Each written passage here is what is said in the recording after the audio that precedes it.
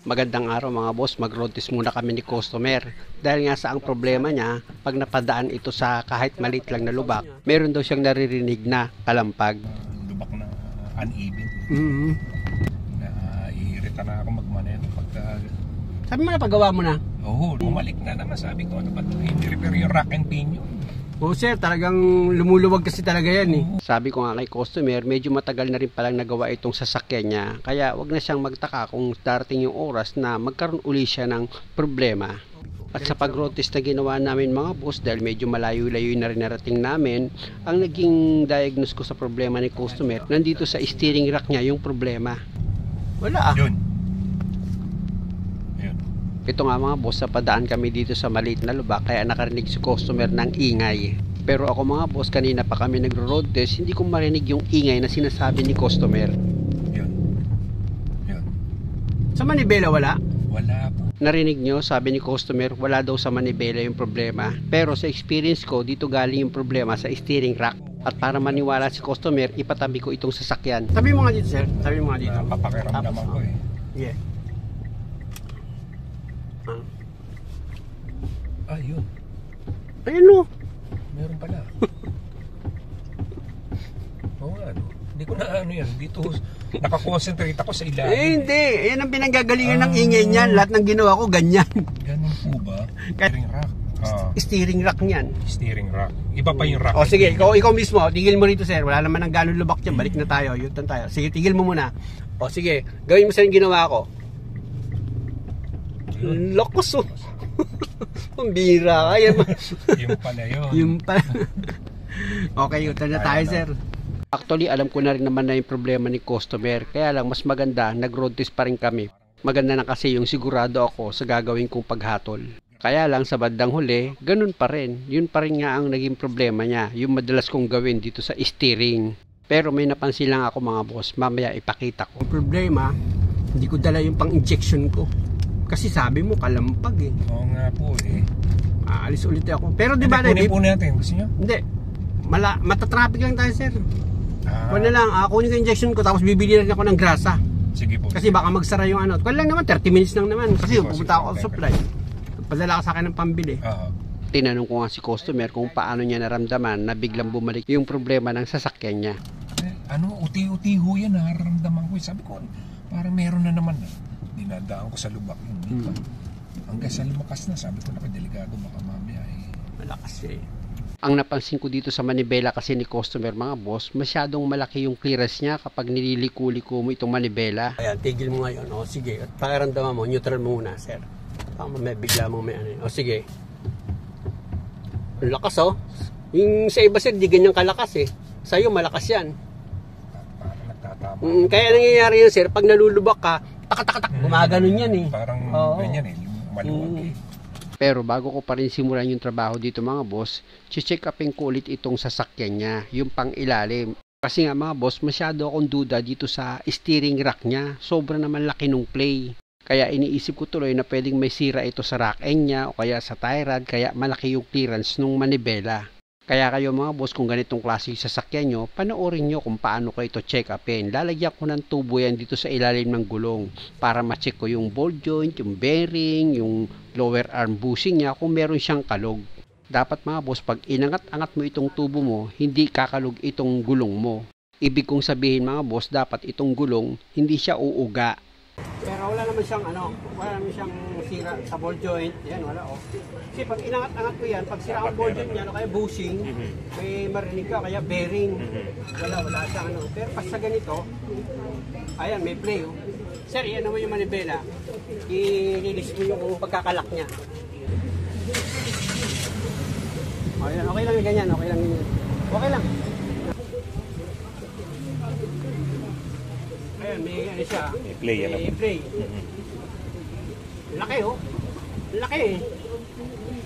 Ito na mga boss yung sinasabi ko. Masyadong malaki yung clearance nung manibela niya. Pag ganyan, ang problema nandito sa steering rack. Kaya possible hindi ko yan makukuha sa pagkarga ng grasa. Pero magagawan ko pa rin yan ng paraan na hindi ko na kailangang ibaba pa itong steering rack assembly ni customer. Di pa nagawa na to sir? Oo. Laki ng play oh. Yan o. Ginagalaw ko yung manibela o. Pero yung gulong hindi siya gumagalaw. Ano po ba yan? Sa gear na? Sa gear. Pag ganitong malaki yung play ng manibela nyo mga boss, huwag kayong kabahan. Madali lang din gawin yan. Kaya lang nakalimutan ko, meron nga palang itong lagutok pag nalulubak. Kaya importante pa rin na ma-injectionan ko ito ng grasa dito sa loob ng steering rack assembly niya. Pisahan ko na itong trabaho mga boss. Tanggalin ko na itong mga nut dito sa gulong. Gawang bowher. Makita po ba yan? Hindi, bowher po yan. Bauer? Opo, maganda po yan. After ko matanggal itong mga nut, isunod ko naman sa tatanggalin itong gulong. Laki ng battery pack eh. Mahilig din ako sa mga tools eh. Sabi ko nga kay customer, pag napanood niya itong video, kayang-kaya niya ng i-DIY itong sasakyan niya. Una, gamit ka lang naman dyan ng plier para matanggal mo sa pagkakaipit itong steering boot. Tapos gamit ka ng socket wrench sa number 17 para maluwagan mo naman itong nut dito sa tie rod. Tapos, ilayo mo yung camera mga boss. Dahil nga sa gagamit ka ng ball hammer, papaluin mo itong steering knuckle para makalugyan at nang sa ganon, bumitaw itong tie rod sa pagkakakapit dito sa steering knuckle. O, diba? Mga boss, ganun lang. Pwede mo na ngayon tanggalin itong nut dito sa tie rod, kaya lang matigas. Gamit ka ulit ng socket wrench sa number 17 para tuluyan mo na matanggal itong nut dito sa tie rod. O, diba? Tanggalin mo na itong nut dito sa tie rod. I-disconnect ko na itong tie rod dito sa steering knuckle, tapos kinalog-kalog ko itong rack niya, wala namang problema. Pati yung tie rod mga boss, wala din yung problema. At para tuluyan ko nang matanggal itong steering boot, kailangan matanggal ko yung cable tie nito mga boss. Gagamit ako dyan ng flat screw, tapos itutulak ko na lang yung cable tie nito para bumitaw siya dito sa steering boot. Nang sa ganon, tuluyan ko nang matanggal itong steering boot niya. Ayan mga boss, makikita yung natanggal ko na yung cable tie niyan, tsaka ako ngayon hilahin itong steering boot. Ay, pinasok ng tubig ah. Padaan ka siguro sa baha, sir. Uy, nung ano po, nakarang baha nung nakarang linggo. Medyo mataas ang tubig doon sa palengke sa Pasig. Napadaan pala si customer sa baha, kaya pinasok ng tubig itong steering boot niya. Pero hindi naman siya ganun karami mga boss. Basta malaga, punasan mo lang itong steering rack. Nang pinapihit-pihit ko nga kay customer itong manibela niya, kaliwat kanan, hindi naman pinasok sa loob ng tubig itong steering rack niya. After ko mapunasan yan mga boss at mapatuyo ko, ito na ngayon yung gagamitin ko pang injection. Ayan, ipakita ko lang sa inyo mga boss para magkaroon kayo ng idea. Yan yung gagamitin ko pang injection para pasukan ng grasa yung loob ng housing ng steering rack ni customer. Paki-start ng makina. Okay. Pihit mo manibela sir palabas. Pihit mo, yan. Sige. Sige, sagad mo, sagad. Pihit. Sagad na? O, sige ha. Ika lang, injectionan ko yan.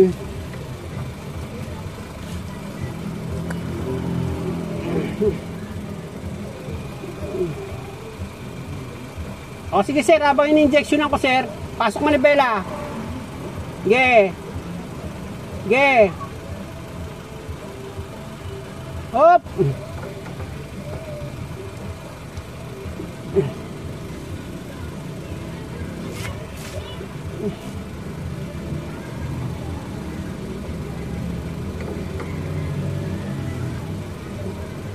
Ge. Pasok. Ge. Hop. Labas! Labas manibela, bawi! Bawi no?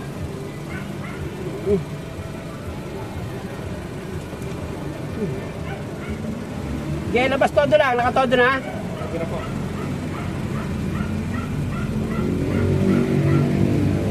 Steady lang muna ganyan, steady lang ha, nakalabas yan ano? Oo. Ang hirap din kasing pumosisyon mga boss, kailangan talaga ma-shoot ko itong karayom niya para hindi ako mahirapang mag-inject eh. At dahil sa mahaba itong video mga boss, pasensya muna kayo, abangan nyo sa part 2 para makita nyo kung paano ko tinanggal yung lagutok nito, pati yung malaking play dito sa manibela niya. Muli mga boss, sana nakakuha kayo ng idea at maraming salamat sa panonood. Sana huwag nyo na makalimutang mag-subscribe sa channel ko. Maraming salamat.